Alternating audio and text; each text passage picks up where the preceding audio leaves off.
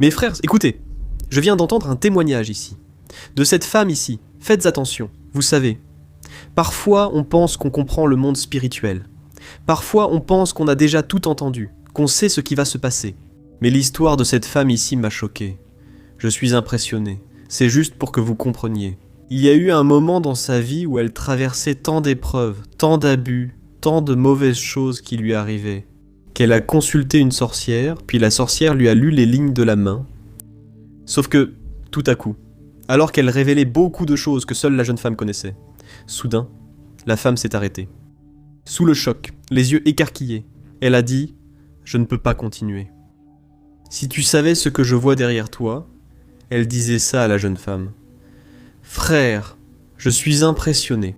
Je vais raconter ce témoignage ici en détail, en rappelant que c'est un témoignage véridique. Je cherche des témoignages dans le monde entier, je vais vous en apporter ici. D'ailleurs, hier, j'ai mis en ligne une vidéo très forte d'un témoignage d'un jeune homme qui a bu une tisane aux champignons, une drogue hallucinogène, parce qu'il voulait vraiment voir le monde spirituel. Rappelons qu'il était déjà chrétien, il allait à l'église, lisait la Bible, et il a décidé de juste boire une petite tisane. Pour ceux qui ont vu le témoignage hier, c'est bouleversant, frère. Beaucoup disaient dans les commentaires « Je n'ai jamais vu ça ». Si tu veux des témoignages plus marquants, plus forts, je t'en apporte ici en exclusivité. Je vais toujours traduire si c'est d'un autre pays. Et je vais aussi raconter des témoignages d'ici, de notre Brésil. Mais mes frères, écoutez, abonnez-vous à la chaîne, parce que je veux vraiment t'aider, te fortifier dans ton cheminement. Et je sais qu'il n'y a rien de mieux qu'un témoignage, quelque chose de véridique, quelque chose que Dieu a vraiment fait dans la vie de quelqu'un. Et si tu as aussi un témoignage fort, écris-le ici dans les commentaires. D'accord ? Alors abonne-toi à la chaîne, et on va déjà commencer avec ce témoignage très puissant. Fais attention, le témoignage de Geisa commence comme ça. La seule chose dont je me souviens de mon passé, c'est que mes parents étaient catholiques. Je voyais un grand crucifix chez moi, avec Jésus cloué sur la croix. Je savais qu'il était le Fils de Dieu, mais je n'avais aucune idée de ce que Jésus avait fait pour moi. À cause de cela, j'ignorais que je pouvais avoir une relation avec lui, qu'il m'aimait, et ce que signifiait le prix payé sur la croix pour moi. Et tout cela parce que j'ai grandi dans un foyer où il y avait beaucoup d'abus. Mes parents étaient alcooliques, ma mère était aussi diabétique, et à cause du mode de vie qu'elle menait.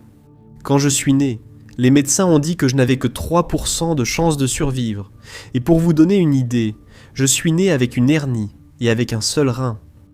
Malheureusement, ma mère est décédée quand j'avais 4 ans à cause de ce mode de vie, et quand elle est morte, elle avait une voisine à l'étage en dessous, chez qui mon père me laissait.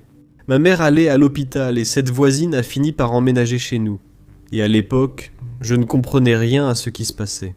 Je me souviens que mon père m'a fait asseoir et m'a dit « Elle va vivre avec nous, tu vois ?» Je me souviens qu'elle avait un fils d'un autre mariage qui est aussi venu vivre avec nous. Et ce jour-là, mon père m'a demandé « Et tu veux l'appeler maman ? Ou tu veux l'appeler par son prénom ?» Et moi, avec mes 4 ans, j'ai répondu « Je veux l'appeler maman ». Quand elle a emménagé, mes frères, regardez. Ma vie a changé du tout au tout. Je n'avais que 4 ans et tout de suite, elle a commencé à me demander d'aider à nettoyer la maison. Au début, je pensais que j'aidais simplement, mais je ne savais pas qu'en réalité, c'était déjà le début d'un grand abus que j'allais subir pendant longtemps. Et je parle bien d'abus, mes frères, parce que quand je ne nettoyais pas la maison comme elle le voulait, ou si je ne me réveillais pas à l'heure, elle commençait à me frapper. Je me souviens bien de mes débuts à l'école, c'était très difficile. À 5 ans, je devais me réveiller à 3 ou 4 heures du matin avec mon père qui partait travailler parce qu'il avait 2 emplois. Je devais être prête pour l'école vers 7 heures et elle me disait que je ne pouvais pas y aller si la maison n'était pas propre. Et donc, c'est la vie que j'ai commencé à mener à 5 ans, tu peux imaginer. Je me souviens que si je ne finissais pas le ménage, je me faisais battre et devais rester toute la journée à nettoyer. Alors je me suis mis en tête, tu dois vite nettoyer la maison pour pouvoir aller à l'école. Parce que l'école, d'une certaine manière, c'était ma liberté. Même quand j'allais à l'école, je ne pouvais pas faire mes devoirs. Elle me disait comme ça, tu ne peux pas ramener les devoirs à la maison. Si j'en ramenais, elle jetait mes livres et mes cahiers à la poubelle. Donc, je n'arrivais ni à étudier à la maison, ni à me concentrer à l'école, à cause des coups. Quant à son fils, elle ne l'a jamais traité de cette façon. La cible, c'était toujours moi, et je n'ai jamais compris pourquoi, et ce cycle a continué dans ma vie. En grandissant, les coups ont un peu changé, parce que j'ai commencé à pouvoir me protéger. Mais alors les punitions sont devenues pires. Elle a commencé à mettre mes mains dans un feu brûlant, et c'est pour ça qu'aujourd'hui mes mains sont très calleuses. Je me souviens qu'elle me frappait avec des fils électriques, plaquait mon visage contre le mur, et je ne comprenais pas. Mais je n'avais pas le courage de dire quoi que ce soit, parce que je vivais dans la peur, menacé par elle, et mon père ne s'en est jamais rendu compte. Avec 2 emplois, il était rarement à la maison. Elle faisait en sorte que je sois déjà au lit quand il arrivait, pour qu'il ne voie pas les bleus ou pour que je n'aie pas la chance de lui parler. Parfois mon visage était très enflé à force de pleurer, mais il ne voyait rien, il ne remarquait rien, et à l'école, même les conseillers ne se rendaient pas compte de ce que je vivais. Elle m'obligeait à porter des vêtements à manches longues pour cacher les blessures, et elle me menaçait. Si tu racontes quoi que ce soit, quand tu rentreras à la maison, tu te feras frapper à nouveau. Frère, je ne voulais pas ça, alors je restais silencieux et le week-end, mon père était à la maison. Mais je me souviens que le vendredi, il me prévenait déjà. Écoute, tu ne vas rien dire. Si tu dis quelque chose, lundi, tu te feras frapper. Frère, ça a été ma vie, jusqu'à mes 15 ans. Je pensais qu'à cet âge-là, j'aurais un peu de liberté, mais je n'en ai pas eu. Je dis 15 ans parce que c'est à ce moment-là qu'on m'a dit que je pouvais déjà trouver un travail. J'ai donc trouvé un emploi dans un magasin, mais son contrôle m'a suivi là-bas aussi. Je devais ramener mon emploi du temps à la maison. Et elle appelait sur mon lieu de travail pour s'assurer que j'étais bien là, et pour savoir à quelle heure j'allais partir. Autrement dit, je n'ai jamais eu de vraie liberté. Mes notes à l'école étaient mauvaises, en dessous de la moyenne. Et ce qui m'impressionne, c'est que les professeurs n'ont jamais rien dit. Personne n'est jamais venu me voir pour poser des questions. Je ne pouvais pas m'échapper, et je ne comprenais pas pourquoi ma vie était comme ça. Je me demandais toujours pourquoi je vivais comme ça. Ce n'est une vie pour personne. Et je voyais la différence dans la façon dont elle traitait son fils et dans son mariage avec mon père. Ils ont eu 2 autres enfants, et aucun d'eux n'était traité de cette façon. C'était moi, sans comprendre pourquoi. Mais j'ai continué à travailler, à essayer de donner le meilleur de moi-même, à essayer d'obtenir son approbation. Mais les abus continuaient quand même. Je me souviens d'avoir obtenu mon diplôme du lycée et d'avoir pensé « Enfin, maintenant je vais être libre ». Les abus physiques ont un peu diminué à mesure que je vieillissais, mais mon esprit était déjà conditionné par la façon dont elle me traitait. À l'école, les gens le remarquaient. J'ai toujours été cette fille qui ne suivait pas la mode et restait silencieuse sans parler aux autres. Et tout le monde savait que je traversais quelque chose, mais personne n'avait le courage de me parler, personne n'abordait ce sujet. Et après avoir obtenu mon diplôme, j'ai essayé de sortir avec quelqu'un, c'était mon premier petit ami. Il savait que je subissais des abus, mais lui non plus ne disait rien. On se voyait en cachette, et quand j'allais au travail, il me retrouvait en chemin, et on se voyait rapidement. Nous avons eu une relation encore plus d'années, et au cours de ces 4 années, ma fille est née, et je crois que Dieu a utilisé ma fille comme un moyen de m'échapper. Parce que quand ma fille elle avait 2 ans, j'avais une cousine qui m'aidait à m'occuper d'elle pendant que je travaillais. Et cette cousine a commencé à remarquer que ma belle-mère essayait de prendre le contrôle de ma fille.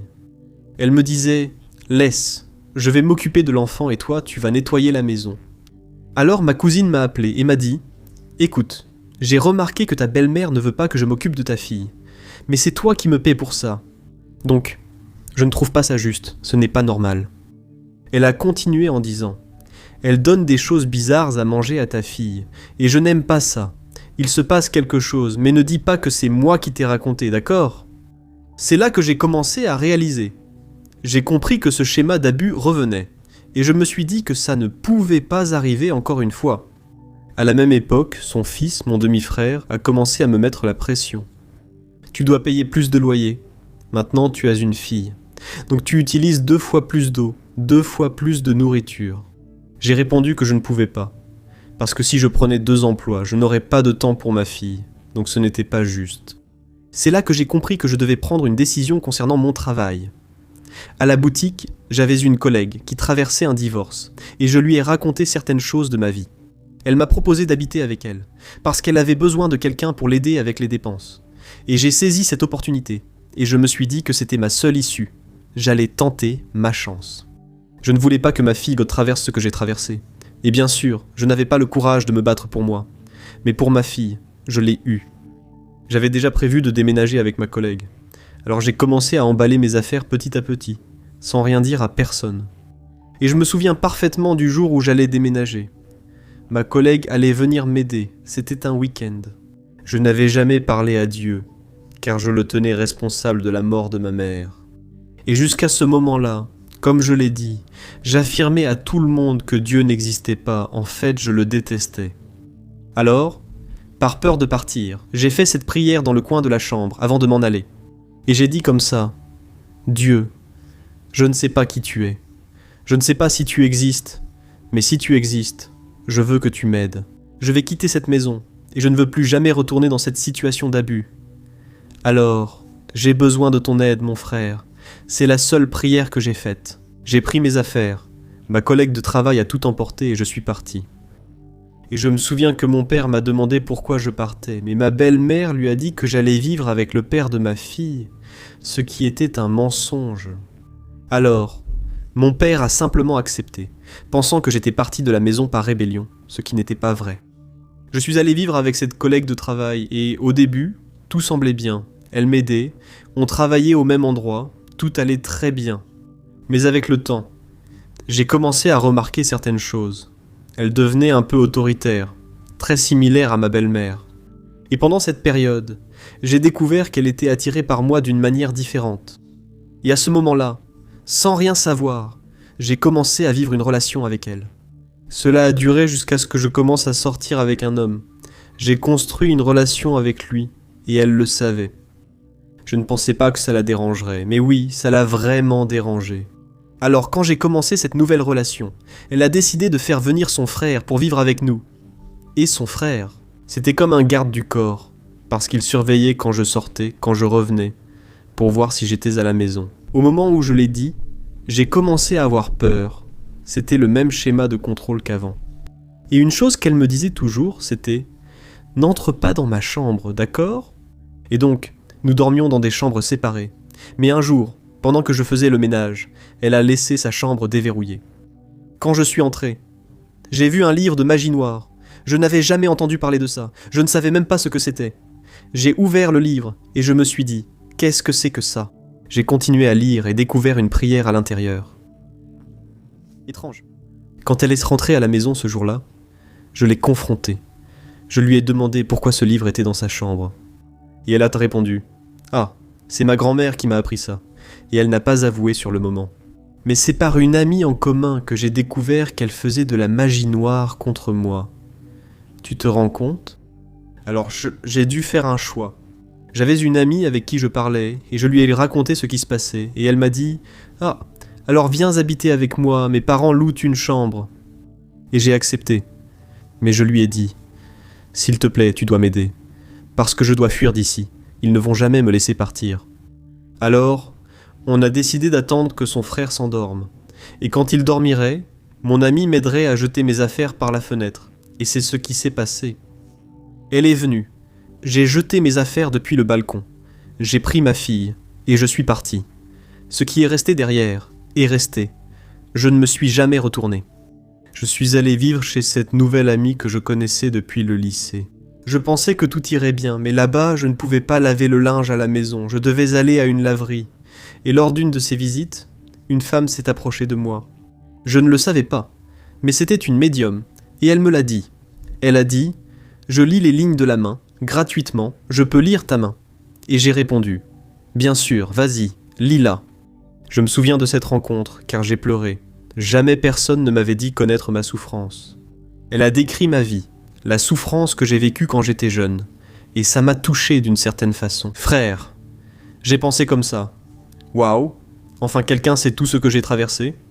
Tout ce qu'elle a dit est vrai. Ça m'est arrivé, et elle m'a dit comme ça. Je peux t'aider, mais tu dois me payer. Si tu veux venir à mon cabinet ce soir, je te donne mon adresse. Et j'ai dit, bien sûr, waouh, j'y vais, oui. Et elle m'a dit d'apporter de l'argent, et elle m'a même dit le montant. Et moi j'étais là, tout excité. Parce que je voulais être libre, je voulais comprendre pourquoi ma vie était comme ça. Et cette même nuit, j'y suis allé. Je n'ai pas pu attendre.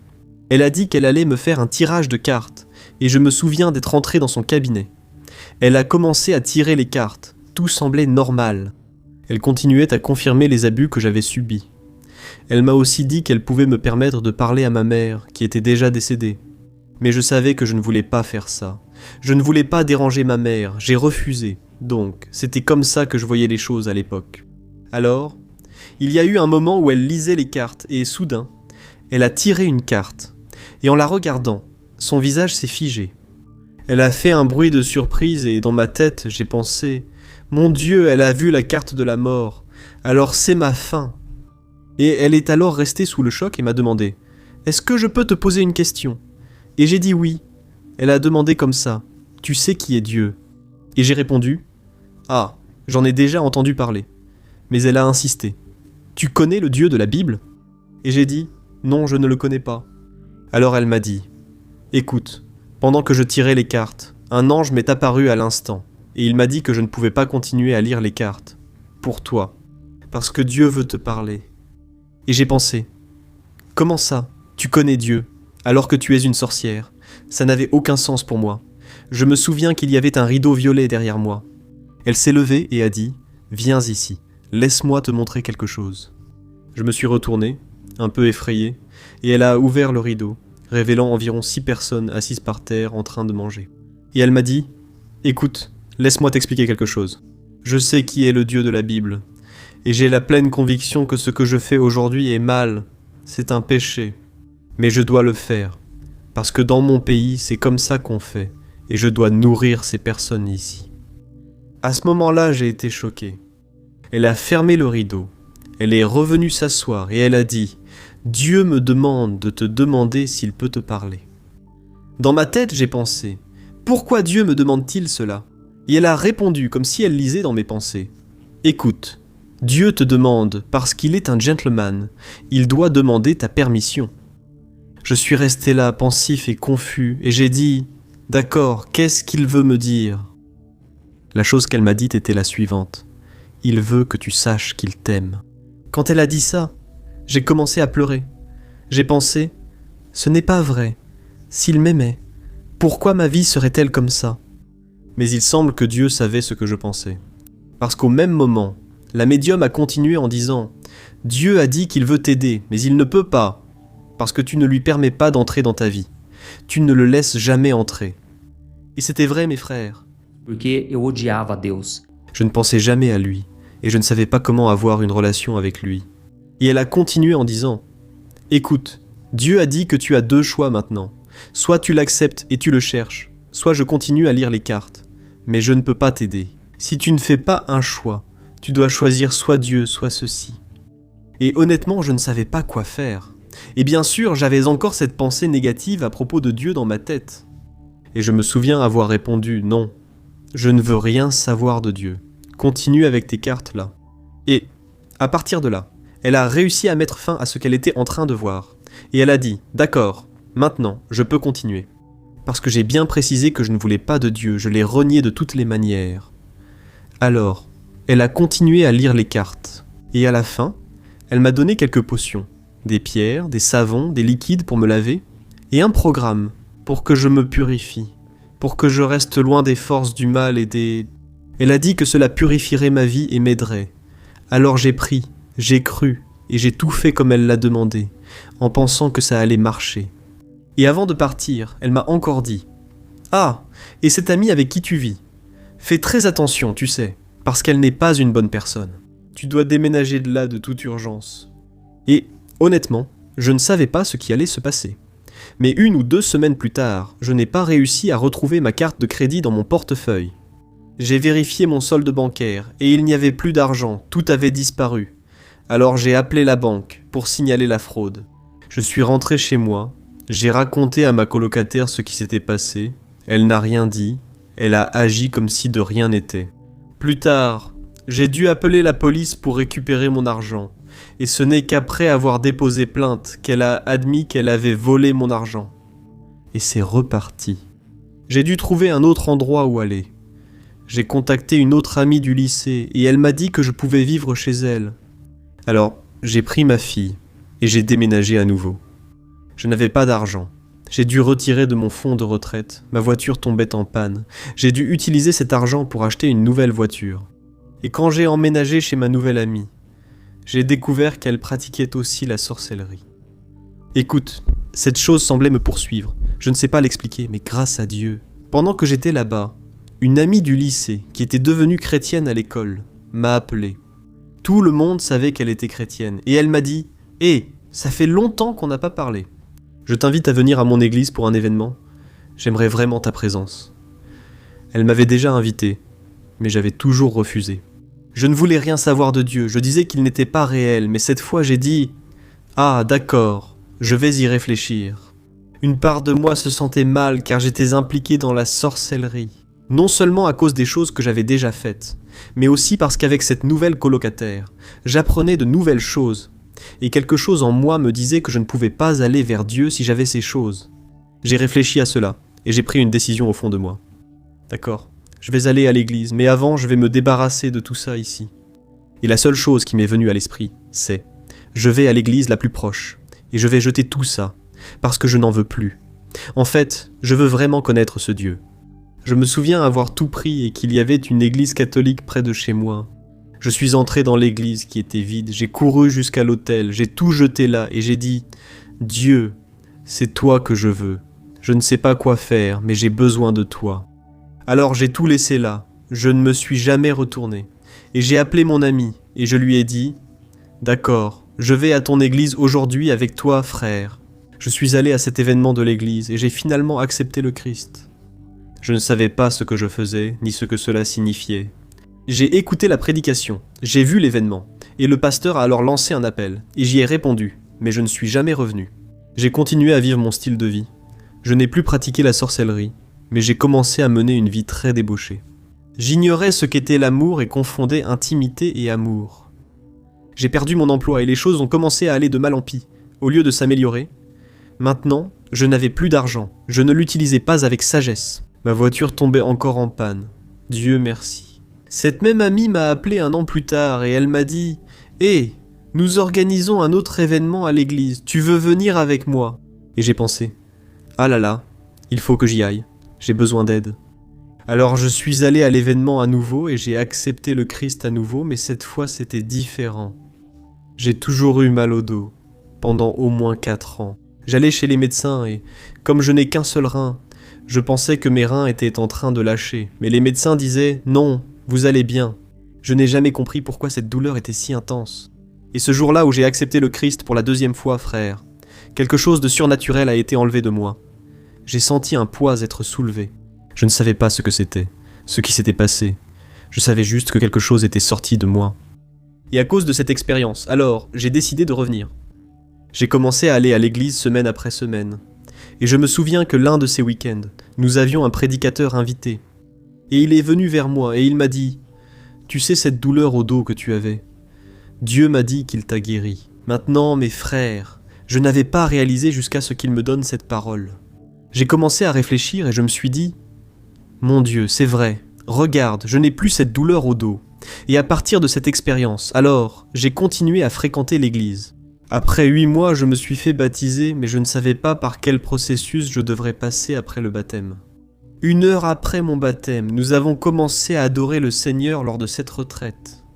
Et j'avais déjà adoré Dieu auparavant, et rien d'étrange ne s'était produit.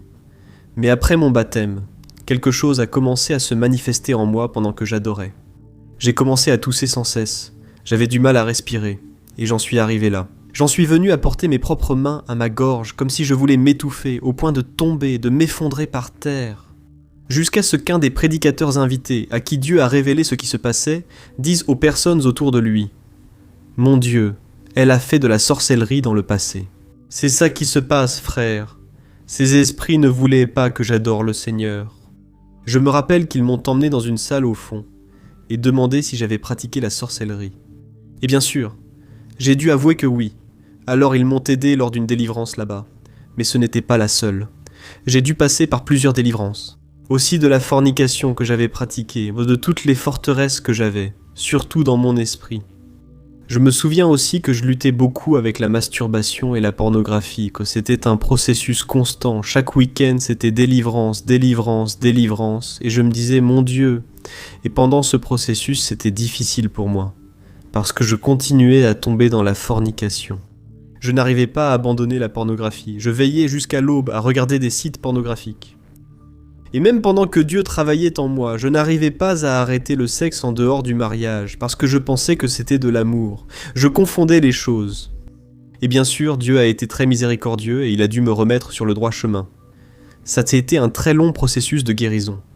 Le Seigneur m'a aussi révélé que j'avais beaucoup de pardon à accorder à cause de mon passé. Pardonner à ma belle-mère a été l'une des choses les plus difficiles que j'ai eues à faire, car je ne comprenais pas.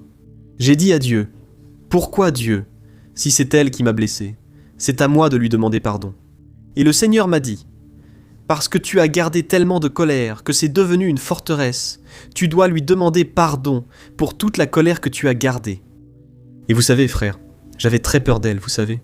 Je ne lui avais pas parlé depuis le jour où j'ai quitté la maison. Mais j'ai dit, d'accord, Seigneur, si tu veux que je fasse ça, c'est toi qui devras le faire. Parce que moi, je n'arrive pas à m'approcher de cette femme, alors j'ai laissé comme ça. Je ne parlais pas beaucoup avec mon père, peut-être que je l'appelais pour son anniversaire ou à Noël.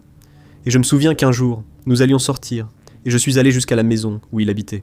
Avec ma belle-mère, il m'a demandé d'entrer et je suis simplement entré à l'intérieur. J'ai vu ma belle-mère, mes demi-sœurs. Mon père m'a dit « Écoute, j'ai besoin de prendre quelque chose rapidement dans ma chambre. » Et ma belle-mère et moi sommes restés seuls dans la cuisine. Et elle m'a dit « Salut, j'ai entendu dire que tu es devenue chrétienne maintenant, c'est vrai ?» Et je lui ai répondu « Oui, c'est vrai. Maintenant j'ai donné ma vie à Jésus, je suis une nouvelle personne. » Frère, c'était étrange comment cette conversation a commencé. Malgré tout, elle a continué. « Tu sais, je voulais te demander pardon pour tout ce que je t'ai fait. Je sais que c'était mal. » Et je lui ai répondu « Non, non. Dieu m'a dit que c'est moi qui devais te demander pardon parce que je t'ai détesté pendant si longtemps. J'ai gardé tellement de colère contre toi et je te demande pardon pour ça. » À ce moment-là, frère, nous avons toutes les deux pleuré et nous avons perdu tous nos moyens. J'ai reçu la guérison par le pardon dont j'avais tant besoin. Je ne la voyais plus comme une mauvaise personne, mais comme une victime, quelqu'un qui avait aussi besoin de liberté, de délivrance. Le Seigneur a continué à agir en moi et m'a dit de reprendre mes études. Depuis l'enfance, j'ai toujours voulu faire des études universitaires et avoir une carrière. Mais évidemment, je ne pouvais pas parce que mes notes étaient mauvaises. Ma grammaire était horrible, je ne savais même pas utiliser la ponctuation. Et j'ai dit, Dieu, comment est-ce que je vais entrer à l'université comme ça? C'est ridicule. Et je me souviens, mes frères, que je me suis inscrite et que je n'ai pas réussi, parce que j'ai été recalé à la partie de grammaire. Et j'ai donc attendu encore 1 an, et j'ai réessayé. Et j'ai dû demander de l'aide à ma fille. Ce fut une expérience d'humilité, mais avec son aide, j'ai réussi à passer. J'ai été accepté à l'université, et Dieu a été très bon avec moi pendant cette période. Il a mis de la grâce dans le cœur de mes professeurs, ils ont été très compréhensifs. Et aujourd'hui, pour la gloire de Dieu, j'ai mon diplôme de licence. Je rends toute la gloire au Seigneur, car c'est lui qui a ravivé ce désir en moi. Le Seigneur m'a aussi dit qu'il ramènerait mon père, et je me suis dit, quoi mon père? Mes frères, il était marié avec cette femme depuis 35 ans. Je ne savais pas ce que Dieu allait faire ou pourquoi il ramènerait mon père, alors j'ai dit à Dieu, « Écoute, Seigneur, mes années d'enfance sont déjà passées, je ne peux pas les récupérer. » Mais le Seigneur m'a dit, « Lui aussi a besoin de liberté. Je vais le libérer et il viendra vers toi. » Un peu plus tard, mon père m'a appelé. « Salut à ma fille, tu veux sortir manger ?» J'ai accepté, alors nous sommes allés au restaurant et nous nous sommes assis. Et il a dit, « J'ai une question à te poser. Mais je veux juste que tu me répondes par oui ou par non. » J'ai accepté. E ele perguntou, dizendo: De ma belle-mère, et il a demandé, « Alors, cette personne ici a-t-elle abusé de toi ?» Et j'ai répondu les larmes aux yeux, « Papa, elle a beaucoup abusé de moi, et je n'arrivais même pas à croire que j'avais dit ça à mon père. » Et nous avons laissé le sujet de côté. Nous avons mangé. C'était un peu étrange, et je suis rentré à la maison 2 jours plus tard. Il m'appelle, et il me révèle qu'il a fait un rêve. Et dans ce rêve, il demandait à Dieu pourquoi sa propre fille ne l'aimait pas. Et dans le rêve, il m'a raconté que Jésus lui est alors apparu et lui a dit « La Geïsa que tu vois n'est pas la vraie Geïsa. » Et alors Jésus lui a montré 2 geisas. La première était la geisa qui avait été abusée, maltraitée par la belle-mère, et la seconde geisa était celle qui t'aime vraiment. Après avoir fait ce rêve, c'est là qu'il m'a invité à manger et m'a posé cette question. Il avait déjà des problèmes avec elle, et je crois que Dieu œuvrait déjà pour sa délivrance. Et après cette conversation, il m'a demandé s'il pouvait vivre avec moi, et bien sûr, j'étais enthousiaste, et j'ai dit oui. Je savais que c'était la promesse de Dieu qui s'accomplissait pour le libérer et le ramener. Cela fait déjà 3 ans, frère, que je vis avec mon père. Je ne pourrai jamais récupérer ces années perdues. Mais j'apprécie les moments que j'ai avec lui maintenant. Ah, il apprend à connaître Jésus, il m'observe, on parle de tout, il n'y a plus de secret entre nous. Je sais que le Seigneur agit et me redonne cette relation avec mon père. Enfin, le dernier domaine où le Seigneur a choisi d'agir, c'est en moi. En regardant en arrière, je suis impressionné de voir comment le Seigneur m'a fait pardonner toutes ces personnes avant de travailler en moi. Avant que cette guérison intérieure n'ait lieu, je traversais beaucoup de combats dans mon église. J'y étais déjà depuis 9 ans, mais il y a eu une période où je ne voulais plus me soumettre. Je ne voulais pas me soumettre à mes responsables, surtout à ma pasteur. Et la raison en était qu'un pasteur est une figure d'autorité, et dans mon esprit, la notion d'autorité avait été faussée par ma belle-mère. Donc, dans ma façon de penser, je n'arrivais pas à m'approcher de ma pasteur, parce que je sentais qu'elle allait abuser de moi, qu'elle allait mal utiliser cette autorité, tout comme ma belle-mère l'a fait. Et j'ai toujours souhaité que ma pasteur soit comme une mère pour moi, mais je n'y arrivais pas.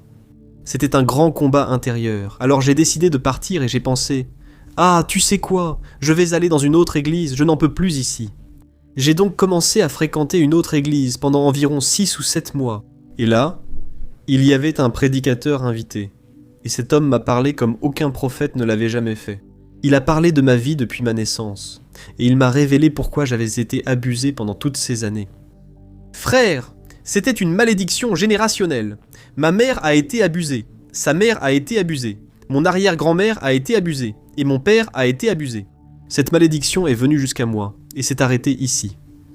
Si vous vous rappelez ce que j'ai dit, elle voulait se poursuivre à travers ma fille, mais le Seigneur l'en a empêché. Ce jour-là, j'ai appris que l'abus était une malédiction générationnelle. Et le Seigneur m'a dit qu'à partir de ce jour-là, je ne serais plus la même, que j'allais m'aimer, me pardonner, et me voir comme Jésus me voit. Quelque chose dont j'ignorais totalement la nature. Ce prophète m'a aussi dit que Dieu lui avait révélé que j'étais enraciné dans mon ancienne église et que je devais continuer à avancer et recevoir les bénédictions que le Seigneur avait pour moi. Je devais continuer à grandir là où il m'avait planté et il m'a dit comme ça « Alors tu vas revenir, tu vas te soumettre à cette autorité et quand tu te soumettras à l'autorité que Dieu a placée dans ta vie, là tu verras les portes s'ouvrir pour toi. » Frère, je me souviens qu'il m'a oint, il m'a béni. Et il a dit comme ça, « Tu dois revenir, il n'y a pas d'autre chemin. » Et pour la première fois, frère, j'ai ressenti une conviction profonde. J'ai pensé, « C'est vrai, j'ai tort, je dois changer ma vie. » Et je confesse que j'ai un peu lutté avec mes pensées. Mais je savais que je devais me soumettre, que je devais laisser cette peur de côté. Et en revenant, j'ai affronté la peur que j'avais que toute personne ayant de l'autorité abuse de moi. Frère, le Seigneur m'a renvoyé dans mon église. J'ai pu parler avec ma pasteur et lui raconter pourquoi j'étais comme ça. Aujourd'hui, j'ai une relation merveilleuse avec elle. Elle est la figure maternelle que je n'ai pas eue. Et je remercie Dieu, car je vois comment l'ennemi ne voulait pas que je la voie comme une mère. Maintenant, je me sens complète. J'ai mon père, j'ai aussi ma pasteur, qui est chez ma mère spirituelle. Grâce à cela, je suis capable de m'aimer aussi. Je me suis pardonné pour tout ce que je me suis fait pendant toutes ces années, pour tous les abus que j'ai permis, toutes les pensées négatives. Je ne savais pas que j'avais une identité quand le Seigneur m'a libéré de cette mentalité, qui était des attaques de l'ennemi dans mon esprit pendant toutes ces années. Alors, tout a commencé à changer. Et le lendemain de cette délivrance, je me suis réveillé, et en posant les pieds par terre, c'était comme si j'étais dans un nouveau corps. Je n'étais plus l'ancienne Geisa. J'étais une nouvelle version de moi-même. Je me suis regardé dans le miroir et j'ai pensé « Waouh, je suis belle, je suis aimée, je suis capable. » Je me suis vu avec cette nouvelle identité. Ce jour-là, j'ai réussi à m'aimer et maintenant que je m'aime, je peux aimer les autres. Parce que quand je ne m'aimais pas, j'étais très amer. Même en vivant selon l'Évangile et en marchant avec Dieu, je ne comprenais pas pourquoi certains étaient si heureux alors que pour moi ce n'était pas évident. Dieu travaillait encore en moi, mais il y avait quelque chose qui n'allait pas, et c'était parce que je ne m'aimais pas, et c'est pour ça que je n'arrivais pas à aimer les autres. Maintenant que je suis capable de m'aimer, ma vision a changé, mon cœur s'est ouvert, j'ai fini par aimer les gens comme Jésus les aime. Et pour moi, Jésus est mon meilleur ami, il est mon rédempteur, mon sauveur.